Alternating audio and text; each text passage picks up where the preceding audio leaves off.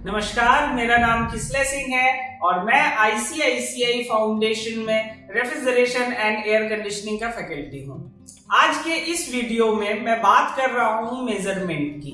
Measurement क्या होता है, मेजरमेंट का क्या इंपॉर्टेंस है हमारे टेक्निकल फील्ड में, और मेजरमेंट करने के लिए वो कौन कौन से इंस्ट्रूमेंट्स हैं जो हमें हेल्प करता है।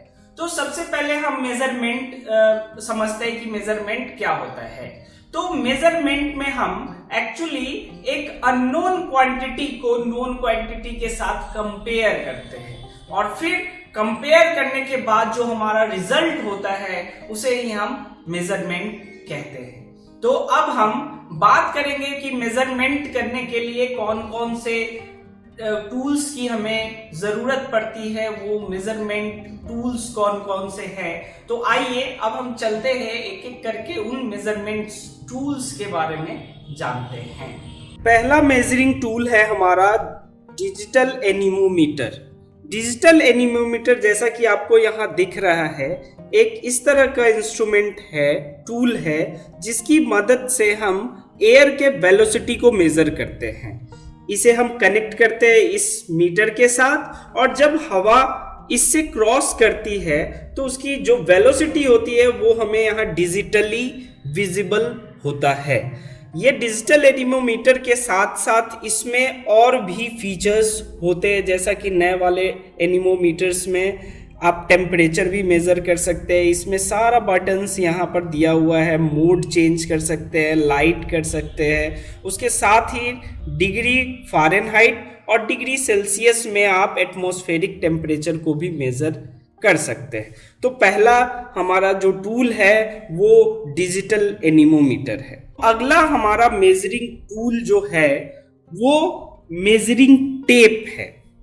मेजरिंग टेप यहाँ पर, इससे हम किसी भी इक्विपमेंट की या किसी भी मैकेनिकल पार्ट्स के मेजरमेंट्स ले सकते हैं, उसकी लंबाई चौड़ाई मेजर कर सकते हैं। इसमें जैसा कि अगर हम देखें तो इसमें एक स्टील का यहाँ शीट पर सारे डायमेंशंस मेंशन्ड रहते हैं। इसकी मदद से हम इंचेस, फीट और सेंटीमीटर्स भी आसानी से मेजर कर सकते हैं। किसी भी मेजरिंग टेप को लेने से पहले उसे देखना ज़रूरी होता है। जैसे ये 3 मीटर्स तक का हम इसमें मेजरमेंट ले सकते हैं, और इसका जो शीट की जो चौड़ाई है वो 16 mm की है। मेजरमेंट करने के लिए, डिस्टेंस मेजरमेंट करने के लिए, उसकी लंबाई चौड़ाई मेजरमेंट करने के लिए ही अगला टूल है हमारा स्टील रूल।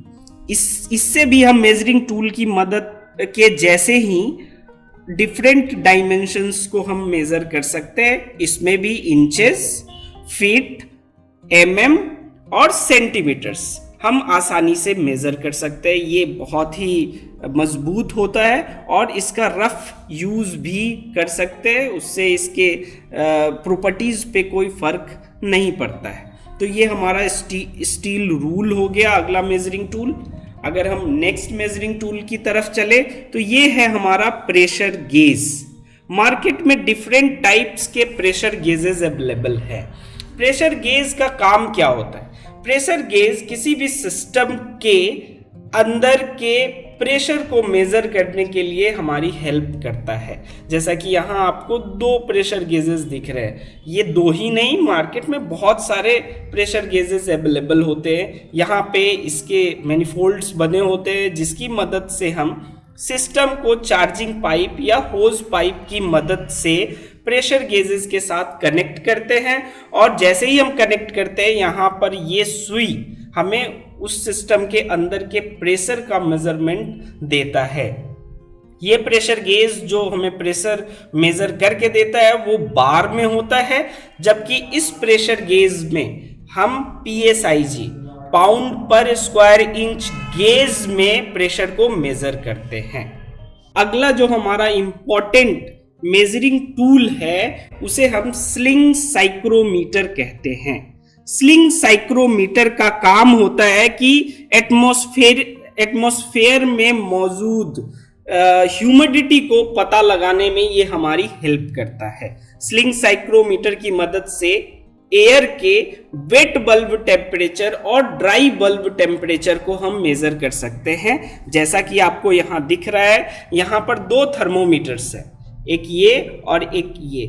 एक थर्मोमीटर के ऊपर कॉटन को रैप किया हुआ है, जबकि दूसरे थर्मोमीटर का बल्ब नेकेड है। अगर इस थर्मोमीटर के ऊपर यहाँ पर अगर हम इस कंटेनर में पानी डाल दें तो उससे ये कॉटन गीला होता है और उस समय इस थर्मोमीटर पर हमें जो रीडिंग मिलती है टेम्परेचर की, उसे हम वेट बल्ब टेम्परेचर कहते हैं। जबकि इस थर्मोमीटर से जब जो रीडिंग हमें मिलती है उसे हम ड्राई बल्ब टेम्परेचर कहते हैं। सूखा बल्ब तापमान और गीला बल्ब तापमान। फिर यही दोनों तापमान की मदद से हम किसी भी जगह की ह्यूमिडिटी को आसानी से कैलकुलेट कर सकते हैं। नेक्स्ट जो हमारा मेजरिंग टूल है, ये मेजरिंग टूल बहुत ही प्रिसाइज मेजरिंग टूल होता है, जिसे हम वर्नियर कैलिपर के नाम से जानते हैं। वर्नियर कैलिपर का मुख्य काम होता है किसी भी ट्यूब के, किसी भी पाइप के इनर डायमीटर को और आउटर डायमीटर को मेजर करना। जैसा कि आपको यहाँ देख रहा है, इसका ये जो जॉ है, इसकी मदद से किसी भी पाइप के आउटर डायमीटर को हम मेजर करते हैं, जबकि इस जॉ की मदद से हम ट्यूब के इनर डायमीटर, आंतरिक व्यास को मेजर करते हैं। इसके साथ ही इसमें और भी फंक्शन होते हैं कि अगर हमें किसी भी पाइप के डेप्थ को मालूम करना है, डेप्थ पता करनी है, तो वो डेप्थ भी हम इस वर्नियर कैलिपर की मदद से पता कर सकते हैं।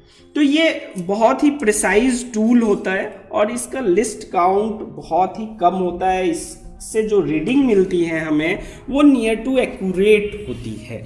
नेक्स्ट जो हमारा मेजरिंग टूल है, ये किसी भी टेक्नीशियन के लिए बहुत ही अधिक इम्पोर्टेंस रखता है, जिसे हम क्लैंप ऑन मीटर कहते हैं।